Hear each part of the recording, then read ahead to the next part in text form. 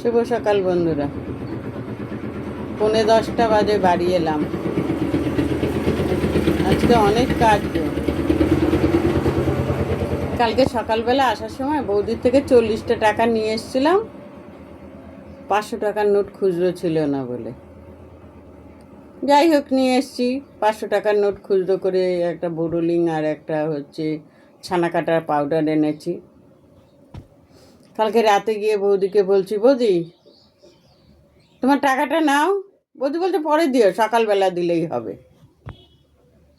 পরে মনে পড়লো আমি তো ব্যাগ পাল্টে নিয়ে গেছি। এইটা নিয়ে যাই রোজ, কালকে এই ব্যাগটা নিয়ে গেছি। এই ব্যাগটা নিয়ে যাওয়ার কারণও আছে। আমি কালকে একটা কম্বল নিয়ে গেছি ওই বাড়িতে।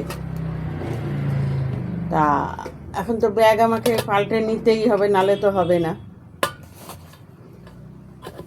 আর বৌদিকে বলছি, ও বৌদি আমি তো টাকা আনিনি। বলে, ওরে বাবা থাক। তা যাই হোক, ঠাকুরের ফুল কিনে আনতে পারলাম না।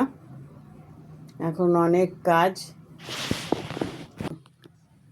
দেখেছ, সব ছাড়ানো রয়েছে।